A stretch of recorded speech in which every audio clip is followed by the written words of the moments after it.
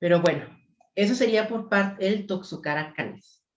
El otro parásito que vamos a ver el día de hoy se llama Anisakis simplex. De hecho, lo mencionamos en una práctica de laboratorio, en una parte de la teoría de laboratorio. Y este parásito tampoco es de nosotros. De hecho, ahorita vamos a ver cómo es su ciclo de vida. Y el anisakis es un parásito principalmente de los mamíferos marinos, de las ballenas, de las focas, de los delfines, o sea, es de esos animales. ¿Cómo es que llega a nosotros? Por consumir pescado que esté contaminado. Esa es la forma en la que va a llegar a nosotros. Ahora, el anisakis realmente no sobrevive en nuestro cuerpo, a diferencia del toxocara que se queda como una etapa larvaria, pero que se mantiene vivo en el cuerpo. El anisakis no lo hace, el anisakis se muere cuando está en el intestino. El problema de este parásito es que nos va a generar una reacción alérgica al pescado que puede volverse permanente, puede volverse pues, crónica. Entonces, es una zoonosis que pues, se da principalmente por ingerir estos peces cuando están mal preparados, cuando están, por ejemplo, con ceviche, mal cocidos, en sushi. Todos estos alimentos son realmente de una infección pues, bastante alta. De hecho, podemos ver en este caso, aquí en esta imagen, cómo se ven las larvas del anisakis, pues obviamente en la carne de los pescados, de los peces.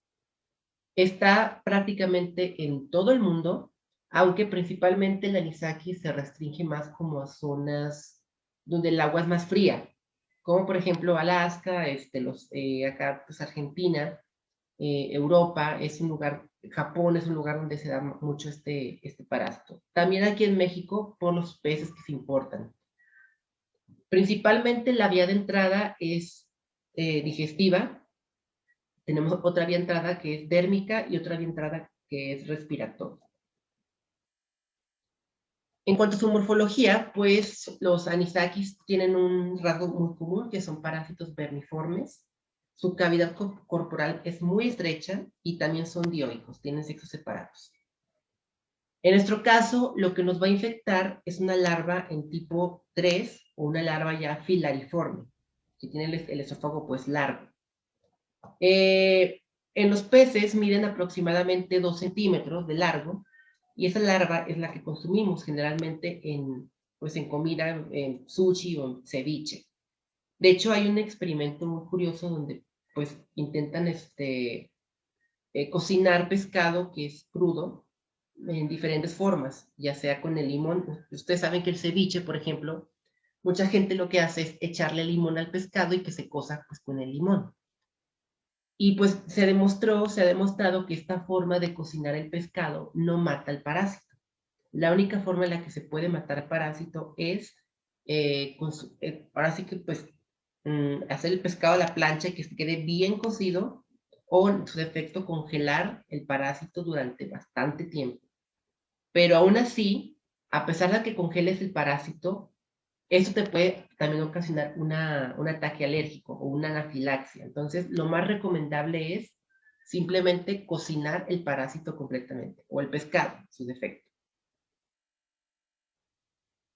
Su epidermis, pues, es bastante gruesa, es muy flexible y eso es lo que le permite como estar enrollado en la carne del pescado. De hecho, aquí pues vemos claramente un pescado súper infectado con anisakis. Miden aproximadamente en esta forma unos 2 centímetros, que son muy, muy pequeñitos. También presenta en este caso unos labios que le permite, pues obviamente, alimentarse de los jugos gástricos, del colágeno, le permite en este caso alimentarse de lo que consume el huésped final, que no somos nosotros. También en el caso de los adultos, cuando ya están en el huésped final, miden un tamaño máximo de 4 centímetros. O sea, son parásitos realmente pequeños y su máximo a lo que llegan a aspirar son 10 centímetros, que es en el caso obviamente pues de las hembras. Las hembras son las que llegan a medir esta cantidad de largo. ¿Preguntas hasta aquí, chicos? Vamos a ver cómo es el ciclo de vida. Se fijan, chicos, el ciclo de vida es muy, Pues ahora sí que muy accidental para nosotros. Tenemos a un mamífero marino, ellos van a eliminar los parásitos en las heces y van a estar nadando en el agua. Un crustáceo se lo va a comer, un pez se lo va a comer, y otro mamífero marino se lo va a comer. Eso es como lo más común. Eso sería el ciclo normal. ¿Qué pasa en nuestro caso? Este pescado que está contaminado llega a nuestra casa, a nuestra vida, y lo vamos a consumir. Al consumirlo, obviamente, pues tenemos aquí ya una infección gastrointestinal que generalmente, pues termina en una anafilaxia, que es lo más importante, un ataque anafiláctico. ¿Cómo es entonces a grandes rasgos? Sabemos que el parásito no es de nosotros, es un accidente que llegamos a consumirlo y es realmente algo muy desafortunado. Un mamífero marino, ya sea un delfín, una ballena, una foca, lo que sea, elimina los huevos a través de las heces, esos huevos nacen en el mar, y en el mar esta larva es consumida por un crustáceo, un camarón, un cangrejo o algo así. Este cangrejo es consumido por los peces. Los peces, como el salmón, de aquí, ¿quién le gusta el salmón? Está muy rico. Está muy, muy rico el salmón. Bueno, en este caso, algunos peces como el salmón, el atún o otro tipo de peces del mar, pues se contagian del parásito. El parásito se va a enquistar en los tejidos, generalmente en las vísceras y también en el músculo, en la carne. Si este pescado es obviamente atrapado por una persona y la persona lo consume mal cocido, aquí tenemos el parásito en nuestro intestino. Las larvas no van a vivir, se van a morir cuando las consumimos. De hecho, en muchas ocasiones las personas experimentan síntomas de tipo estomacal, pero se puede confundir con una intoxicación, y esta larva lo que va a intentar hacer en nuestro cuerpo es atravesar el intestino, pero no va a poder atravesar nuestro intestino, sino que va a morirse y alrededor de la larva se va a formar un tejido que la va como a cubrir. Este tejido va a ser el responsable de que con el paso del tiempo nosotros nos vamos como tal alérgicos al pescado o a consumir pescado. Generalmente, algunos peces que son como los que más frecuentemente nos contagian son pues la sardina, el salmón, la caballa, el arenque, la pescadilla, el bacalao, que son pescados pues, muy ricos. También el calamar o el pulpo, a quien le gusta comer mariscos, cócteles de pulpo, pues es una forma en la que nos podemos también contagiar. El sushi, pues también, obviamente es pescado crudo. Entonces, es una gran cantidad de alimentos marinos los que vamos a poder tener para contagiarnos. ¿Preguntas hasta aquí, muchachos?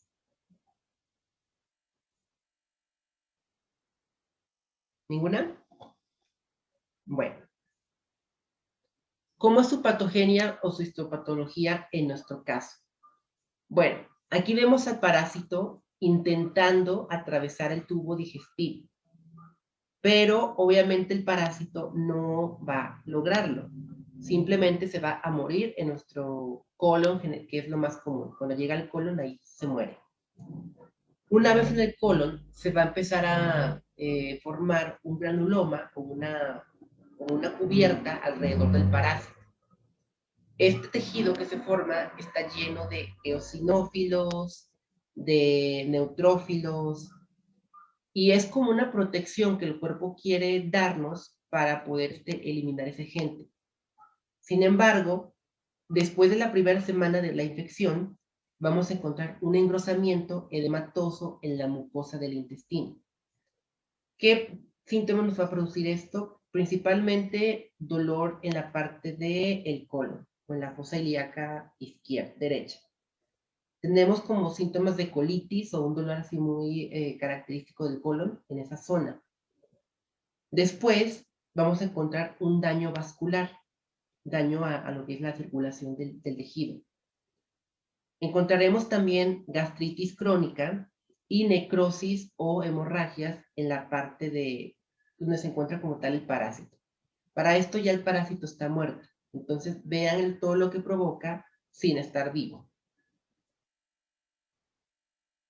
Finalmente, en este tejido, en esta zona donde está el parásito, se va a formar un granuloma eosinofílico, que esto es producto de la degradación de la larva. La larva pues, se va a empezar a deshacer y el cuerpo va a querer como deshacerse de esos pedazos de la larva. Para esto va a empezar a crear muchos eosinófilos que van a rodear todo el parásito. A los 6 meses o al año de la infección, este granuloma va a empezar como a reemplazarse por un tejido más fibroso. El tejido fibroso se va a adherir como al intestino y puede llegar a confundirse con algún tumor cancerígeno. Por eso se confunde mucho con pólipos o con otro tipo de estructuras del intestino grueso. ¿Sí, chicos? Bueno, ¿qué síntomas tenemos en la infección por anisakiasis? La anisakis nos va a causar principalmente dos tipos de síntomas, los digestivos y los de tipo alérgico. En las primeras horas de la infección, 12 a 48 horas después de la ingesta de pescado contaminado, el parásito aún sigue vivo y va a intentar como escapar del intestino. Esto va a provocar principalmente síntomas como diarrea, vómitos, náuseas, dolor abdominal, sangre en las heces o hemorragias al momento de defecar, que pueden llegar a confundirse con infecciones bacterianas o con una intoxicación alimentaria. Estos serían los primeros síntomas de la infección. Después el parásito se muere y obviamente se crea todo lo que vimos aquí, el tejido granulomatoso y el quiste, donde está el parásito. Después de un tiempo, el parásito va a provocarnos, ya muerto, lo que es el síntoma o el síndrome anafiláctico, un cuadro de alergia. En este cuadro de alergia tenemos principalmente lo que es poliartritis, las articulaciones se inflaman. También podemos tener otro tipo de síntomas intestinales como apendicitis, si el parásito se va como al apéndice. En algunas ocasiones el parásito es muy raro que llegue como a otros órganos como los pulmones y las personas suelen expulsar al parásito cuando tosen. Entonces también es algo que podemos ver en algunos casos. Tenemos síntomas muy similares a la enfermedad de Crohn, que es una enfermedad como del intestino grueso. También podemos encontrar una gran cantidad de eosinófilos en sangre después de las primeras 2 semanas. En este tiempo, la persona puede seguir presentando como síntomas intestinales y la infección se vuelve pues crónica. Aquí tenemos al anisakis, aquí tenemos a los anisakis y aquí también está el parásito. Otra complicación que tenemos a nivel intestinal es la obstrucción o la estenosis intestinal. A veces el quiste aumenta tanto que pues tapa lo que es el camino pues de la comida o de las heces. Entonces esto provoca que en este caso que la persona sienta como estreñimiento o un daño, más bien un dolor muy grande en la parte intestinal, que es por obstrucción. Si la comida o las heces se siguen acumulando, puede causar peritonitis al romperse, en este caso, el intestino. En la parte alérgica, vamos a encontrar después de un tiempo lo que es exantemas, como lo que estamos viendo aquí. Vamos a encontrar edemas, principalmente en los labios, en los ojos. Tenemos, en este caso, síntomas de asma. Tenemos en los exantemas y en los edemas picor o comezón, urticarias, conjuntivitis y el peor de los casos sería una anafilaxia. En otras palabras, que la parte de la tráquea se cierre y la persona se muera por obstrucción de las vías aéreas, por un paro respiratorio. Eso sería lo peor de esta infección. ¿Preguntas, chicos, hasta aquí? Bueno, el parásito, chicos, está pues en todo el mundo. está en todos los mares, pero prefiere obviamente las aguas más frías. Aquí en México, la zona donde encontramos más casos de infección es en Baja California. Baja California Sur y Tijuana es en este caso los lugares donde hay casos reportados de anisakiasis. ¿Por qué? Pues porque también es una zona donde hay muchos mamíferos marinos y donde el pescado también se consume como ceviche, sushi, entre otras cosas. Europa, Japón, Holanda y México son países de alto riesgo, y también porque son zonas migratorias de estos mamíferos marinos, o sea, del huésped, pues básicamente final. Entonces, lo ideal es que no consumamos ningún tipo de pescado marino, pues que esté crudo o mal cocido. En cuanto a su diagnóstico, pues el diagnóstico implica primeramente una toma sanguínea para ver la cantidad de eosinófilos y anticuerpos contra el parásito. Otra forma de diagnosticarlo es hacer una gastroscopía o una colonoscopía, introducir una cámara por el colon y observar en este caso directamente el parásito que aún esté vivo o ya encapsulado en el tejido. Se puede hacer también una prueba cutánea, que es inyectar un anticuerpo en la piel, y si la piel reacciona, es en este caso positiva también la prueba. Se recomienda siempre quitar la obstrucción o el quiste donde se encuentra el parásito ya muerto, para poder evitar en este caso complicaciones futuras. ¿Cuál es la mayor complicación con el parásito a futuro? Pues que la persona ya no pueda comer ningún tipo de marisco.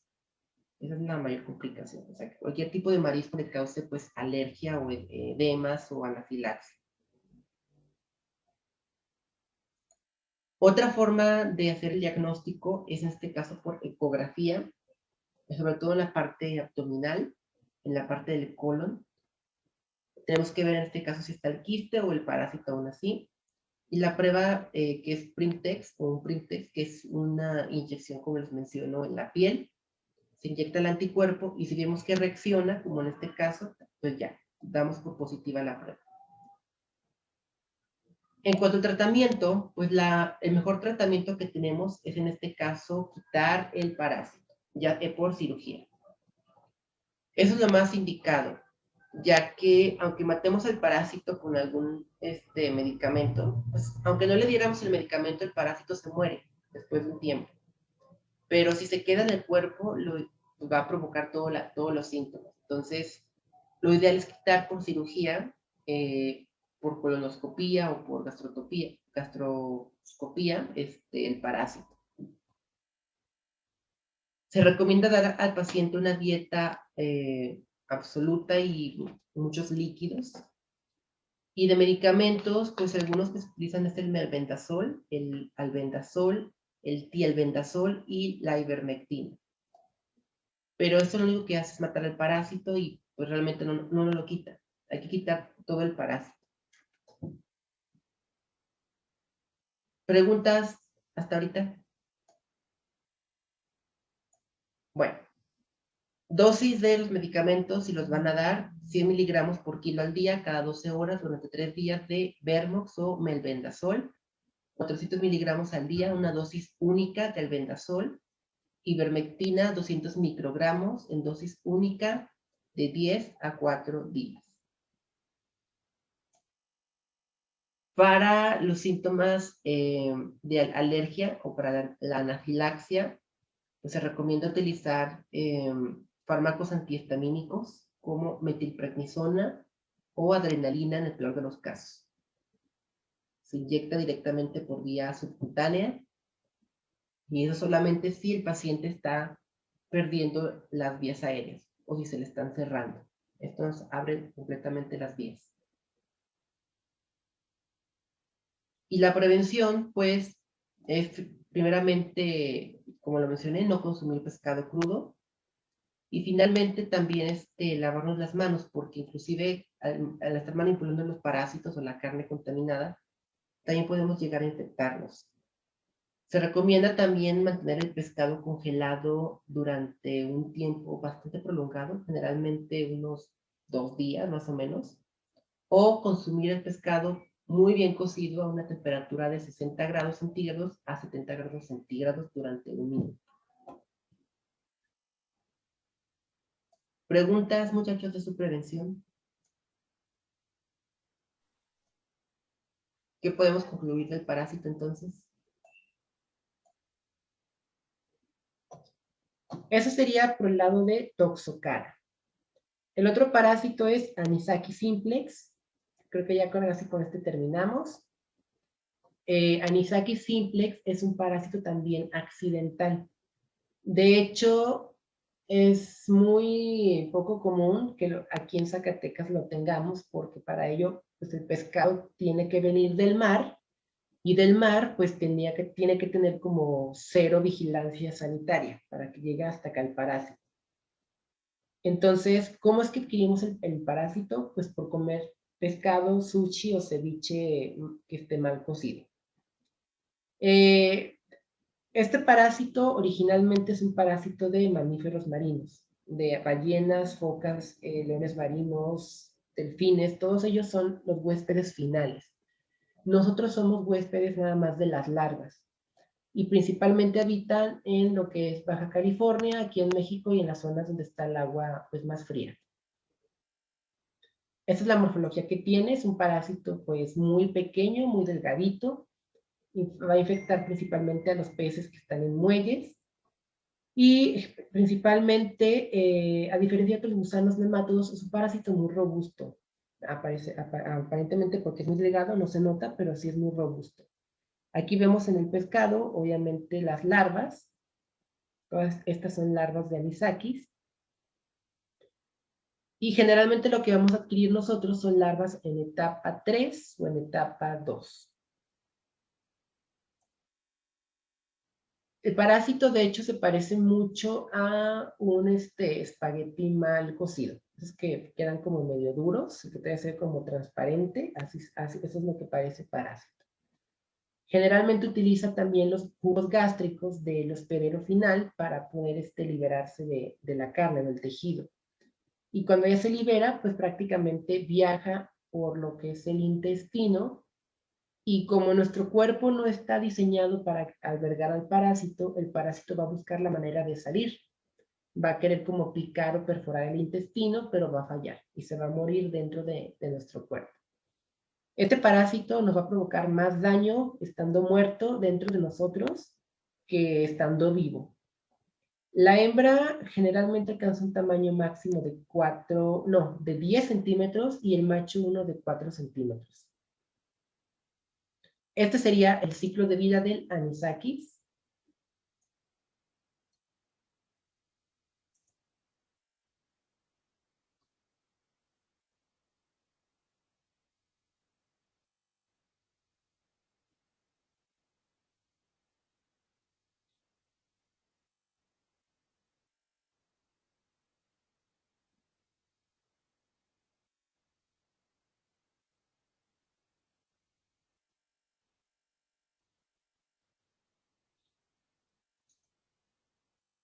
No, no se escucha.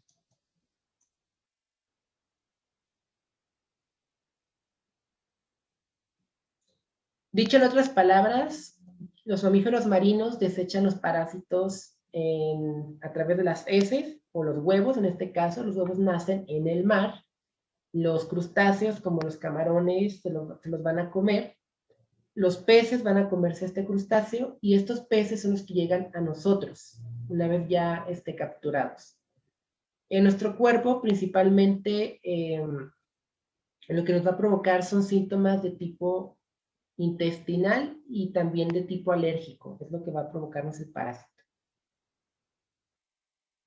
Tenemos hasta hoy en día 4 especies ya identificadas: Anisakis simplex, típica y Physaeryns, que son las que son más frecuentemente encontradas en humanos.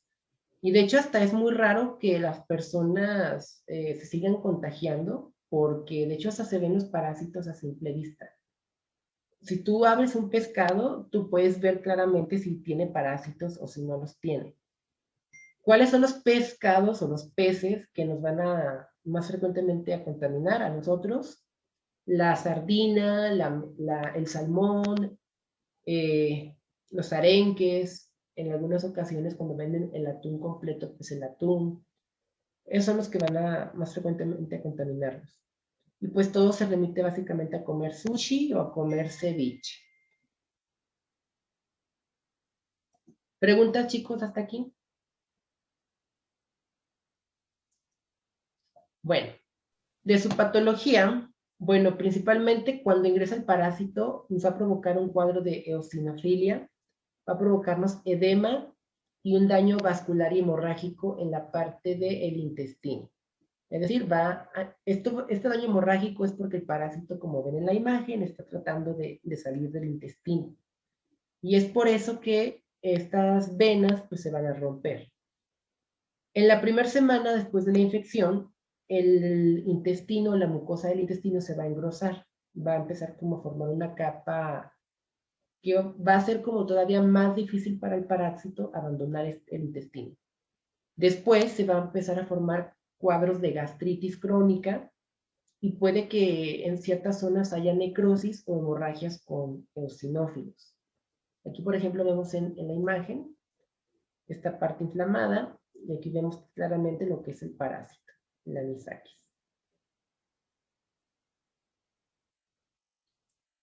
Después, a los 6 meses, se va a formar un granuloma con muchos eosinófilos y es producto de la degradación propiamente del parásito, porque ya se murió, y también porque el cuerpo está tratando como de reparar el daño que provocó el parásito al intentar escapar del intestino. Esa es por la razón por la que se forma el granuloma. Después de los 6 meses a años posteriores, la persona desarrolla como un quiste, un tumor o una bolsa que contiene los restos del parásito en nuestro intestino. Esto es lo que provoca generalmente los síntomas gastrointestinales y también ya los síntomas. Preguntas, muchachas, muchachos, que tengan comentarios.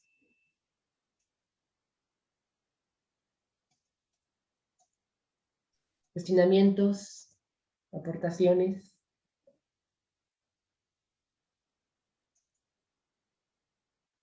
¿No? Bueno, les comentaba ahorita, chicos, que en muchas ocasiones las personas dejan de comer pescado porque se vuelven intolerantes a él. Ya no pueden como comerlo sin que les provoque un síntoma gastrointestinal, aunque esté el pescado pues limpio. Y bueno, hablando de esto, pues pasamos directamente a su clínica. Generalmente su clínica aparece a las 12 o a las 48 horas después de haber ingerido los parásitos. Principalmente, lo primero que va a aparecer son síntomas digestivos, como si fuera una intoxicación alimentaria, o como si hubieras comido algo echado a perder. Es lo que va a aparecer.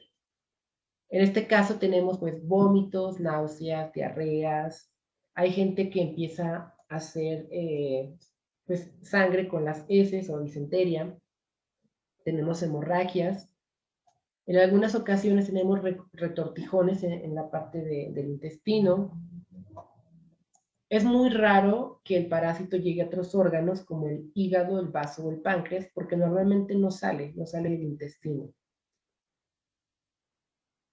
Algo que también podemos observar son pequeños, bueno, cuadros de apendicitis, cuando el parásito inflama lo que es el apéndice o se queda en el apéndice.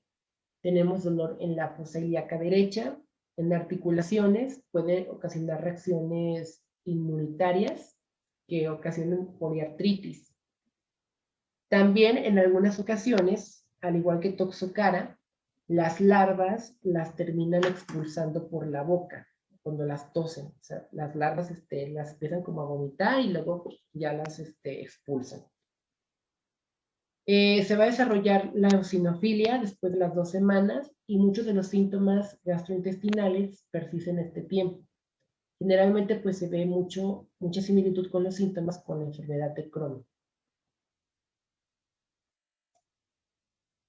Si las larvas permanecen de forma crónica en el intestino, bueno, aquí ya el problema se vuelve más crónico porque podemos tener estenosis, podemos tener peritonitis, apendicitis o inclusive hasta pues lo que es la formación de granuloma.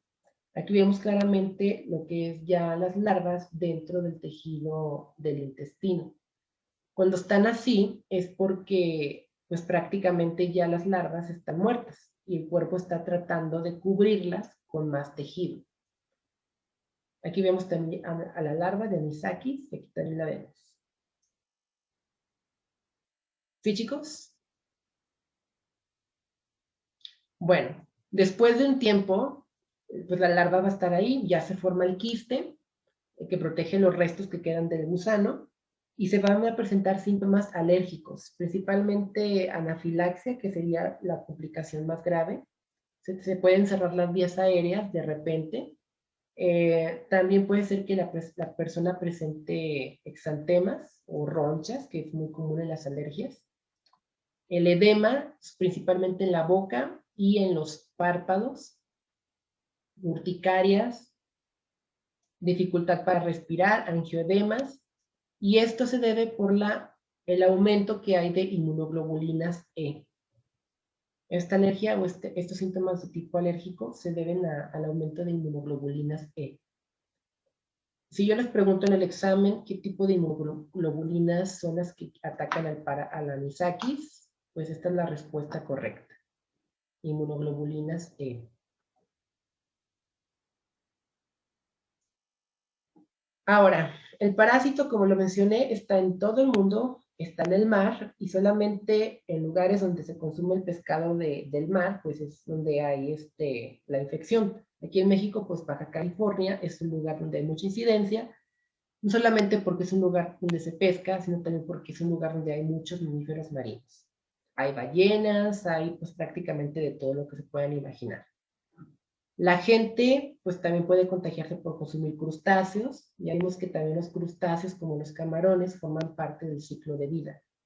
Y dentro de los lugares o países con más prevalencia pues tenemos a Japón por la comida japonesa, sushi, Europa, principalmente Holanda y México.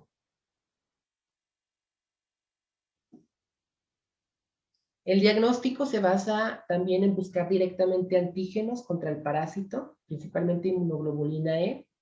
Se pueden hacer pruebas cutáneas de alergia, se inyecta un antígeno en la piel y finalmente se determina si hay reacción o si no hay reacción. Si existe una reacción alérgica o una inflamación, pues es positiva la prueba. Otra forma es a través de una gastroscopía o una colonoscopía. Se introduce una cámara por el recto o por el estómago y se observa el intestino a ver si está el parásito. Como realmente muchas personas se forman ya se diagnostican en la fase del quiste, cuando ya el parásito está muerto, este quiste a veces se confunde con algún tumor maligno también. Entonces, lo que hacen las personas o los médicos es quitar el quiste y cuando lo abren, pues se dan cuenta que pues, no es cáncer, es anisakis, es un parásito que está ahí enquistado. Otra forma también de hacer el diagnóstico es a través de pues, ecografías de radiología.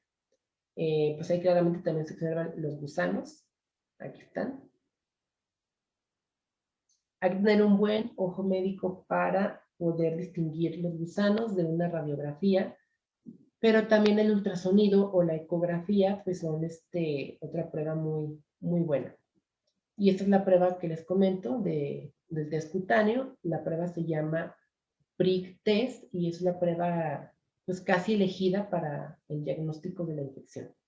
Si les pregunto, elijan una prueba para diagnosticar anisakis, esta es la respuesta correcta. Una prueba serológica de Prick Test.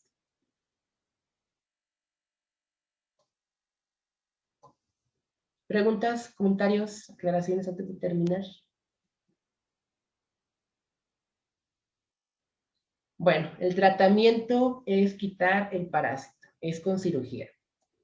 Hay que extraer el parásito porque a pesar de que le demos medicamentos para matarlo, ya vimos que aunque esté muerto, nos provoca el daño. Entonces, aquí lo que se indica es principalmente cirugía.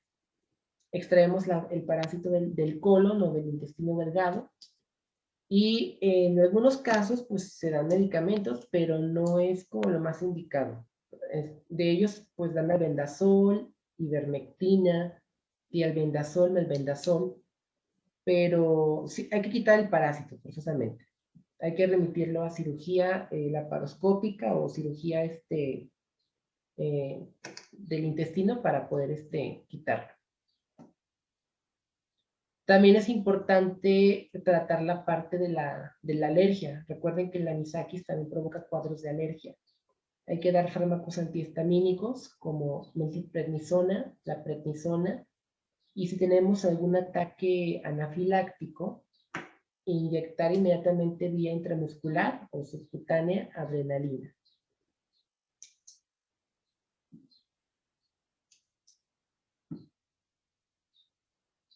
¿Sí, chicos?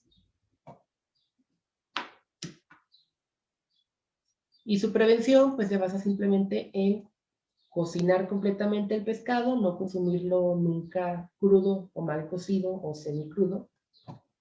No es recomendable congelarlo y luego consumirlo crudo porque pues esto genera lo que son cuadros de alergia, a pesar de que no generen cuadros gastroentéricos, sí generan los cuadros de alergia, de anafilaxia. Hay que tener muy buena higiene con los alimentos y principalmente también lavarnos las manos cuando estemos manipulando los peces que ya estén muertos. Eso también nos puede llegar como a provocar un cuadro alérgico.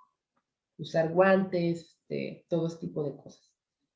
Y pues si vamos a ir a pescar al mar, pues fijarse muy bien lo que estamos comiendo porque pues en el mar hay muchos parásitos también.